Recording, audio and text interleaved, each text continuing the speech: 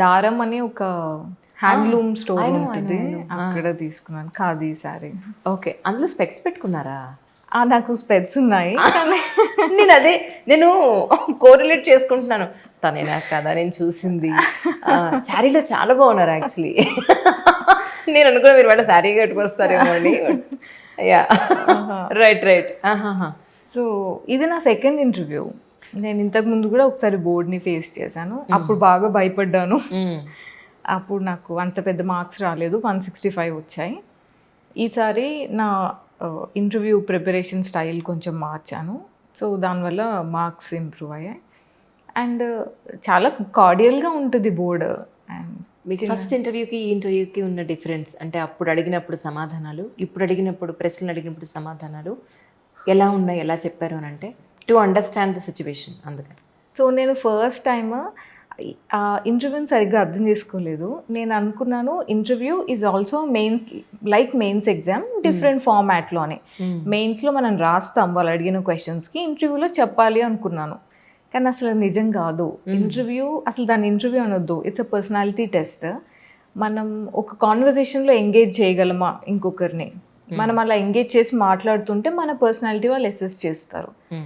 So ఈ difference నాకు అర్థమైంది కాబట్టి ఈసారి ఇంత చెప్పాలి, బెస్ట్ ఆన్సర్ ఇవ్వాలి, కాంప్లెక్స్ ప్రాబ్లమ్స్కి నేనే ఇంకా ఎక్కడ లేని సొల్యూషన్ ఇవ్వాలి అలా అనుకోలేదు. సో నాకు చిన్న రూల్స్ పెట్టుకొని వెళ్ళాను. కాన్ఫిడెంట్గా ఉండాలి, నేను చియర్ఫుల్గా ఉండాలి. వాళ్ళు ఎంత స్ట్రెస్ చేసినా సరే నేను I should not lose my cool, అది. అండ్ బ్యాలెన్స్డ్గా ఉండాలి, ఆనెస్ట్గా ఉండాలి, whatever it is, and పొలైట్గా ఆన్సర్ చేయాలి అని. ఇట్లా చిన్న రూల్స్ పెట్టుకొని I try to make sure నా ఆన్సర్స్ ద్వారా ఇది రిఫ్లెక్ట్ అవుతుందని. ఫర్ ఎగ్జాంపుల్, నేను వెళ్ళగానే నాకు అడిగిన ఫస్ట్ క్వశ్చన్, అసలు నువ్వు 5 years నుంచి ఏం చేస్తున్నావు అని. అంటే కొంచెం లాస్ట్ ఇంటర్వ్యూ. ఓకే, అంటే నార్మల్గా అడిగారు, లైక్ జనరల్ డిస్కషన్ లాగా. అండ్ మేబీ ఫస్ట్ ఇంటర్వ్యూలో నన్ను ఈ క్వశ్చన్ అడుగుంటే నేను చాలా డిఫెన్సివ్ అయ్యేదాన్నేమో, ఇన్సెక్యూర్ అయ్యేదాన్నేమో, ఏదో చెప్పేదాన్ని, ఇచ్చేసాను వచ్చేసాను.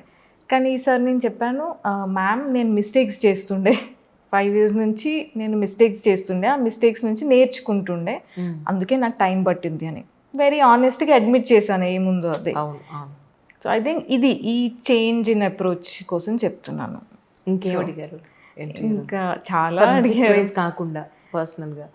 నాకు కుకింగ్ అంటే ఇష్టమని నేను రాశాను నా అప్లికేషన్లో. ఓకే, సో మిల్లెట్స్ గురించి అడిగారు. అండ్ మోస్ట్లీ మిల్లెట్స్ గురించి చైర్మన్ మ్యామ్ అడిగారు. దాని తర్వాత మిగతామంతా మోస్ట్లీ సబ్జెక్ట్ వైపే వెళ్ళింది. ఆంథ్రోపాలజీ గురించి అడిగారు, యుక్రెయిన్ కాన్ఫ్లిక్ట్ గురించి, బ్రిక్స్, సార్క్ నేషన్స్ గురించి, నాన్ అలైన్మెంట్ మూవ్మెంట్ గురించి, ప్రిజన్ రూల్స్. సో ఇట్లా చాలా డైవర్స్ ఏరియాస్ నుంచి, బట్ నాకు సంబంధించినవే మోర్ ఆర్ లెస్ అడిగారు.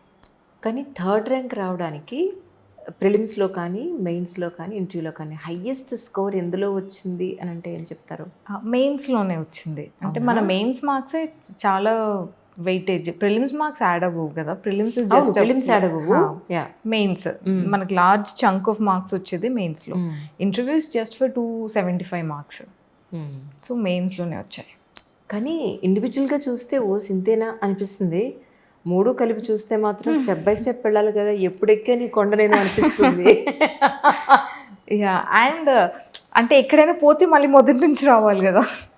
సో పాము టింగర్ మింగిందంటే మళ్ళీ మొదటికి వచ్చి 1 to 3 నుంచి మొదలు పెట్టాలి. కానీ first time, second time, third time, fourth time, ఇన్నిసార్లు మీ అటెంప్ట్స్లో మళ్ళీ ప్రిలిమ్స్కి స్టార్ట్ అవ్వాలి అన్నప్పుడు మీరు ఎక్కడి నుంచి స్టార్ట్ చేశారు? ఎందుకంటే ఇది చదివాను ఆల్రెడీ, ఇంతకుముందు చదివాను అన్న ఫీలింగ్ వస్తూ ఉంటుంది.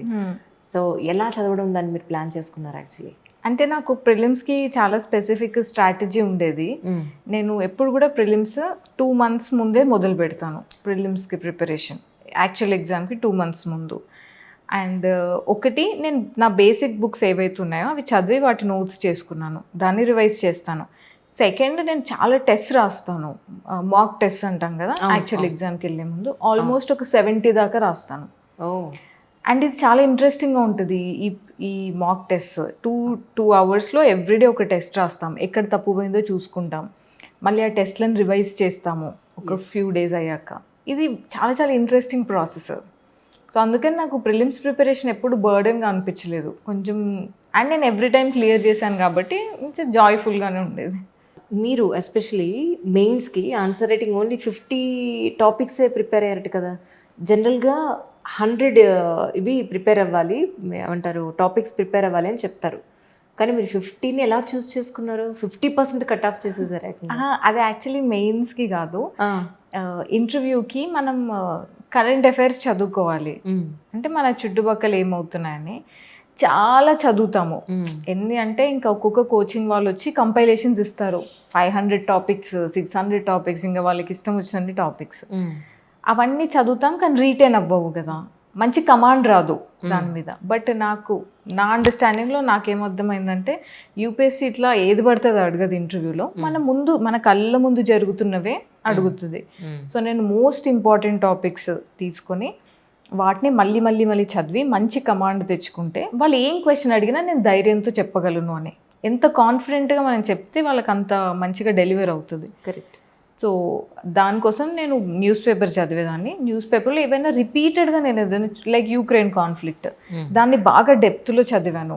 యూట్యూబ్ వీడియోస్ హెల్ప్ తీసుకున్నాను, ఫ్రెండ్స్తో డిస్కస్ చేశాను, ఇంకేదైనా ఇంటర్నెట్లో సోర్స్ చూశాను. అండ్ దాన్ని వన్స్ నేను ప్రిపేర్ అయ్యానంటే దాన్ని మళ్ళీ రివైజ్ చేసేదాన్ని. సో ఇట్లా నేను ఇంటర్వ్యూకి జస్ట్ 50 టాపిక్స్ సెలెక్ట్ చేసుకున్నాను. నాకు ఇందులోంచే వచ్చే ఛాన్సెస్ ఉన్నాయని అనిపించింది. అండ్ ఫైనల్లీ నా ఇంటర్వ్యూలో నన్ను అడిగిన every single current affairs question నా ఈ 50 టాపిక్స్లోంచే వచ్చింది. That's great. So me selection అంత పర్ఫెక్ట్గా ఉంది. అంటే రిస్క్ అంటే అక్కడ కూడా రిస్క్ చేశారు. రిస్క్ మనం ఎందుకు అంటే అందరూ ఇన్ని చదువుతుంటారు, మనకేమనిపిస్తుంది అరే నేను చదవట్లేదని. కొంచెం అందులోంచి బయటకు వచ్చి నాకు తెలుసు ఏం చదవాలని కొంచెం మనని మనం నమ్మితే ఇంకా సెలెక్ట్ చేసుకొని చదవచ్చు. అలాగే నిజానికి యూపీఎస్సీకి 10 నుంచి 12 గంటలు చదవాల్సిన అవసరం ఉందంటారా? లేదు, నిజానికి 8 అవర్స్ చాలని ఐ ఫీల్. దాని తర్వాత ప్రొడక్టివిటీ ఉండదు. మనం కూర్చొని చదువుతాం కానీ ఆ 8 అవర్స్ తర్వాత చదివే దాంట్లోంచి ఎంత ఎక్స్ట్రాక్ట్ అవుతుంది అనేది చెప్పలేం. మేబీ ఎగ్జామ్కి ముందు మనకు తెలియకుండానే మనం ఇంకా ఎక్కువ చదువుతాం.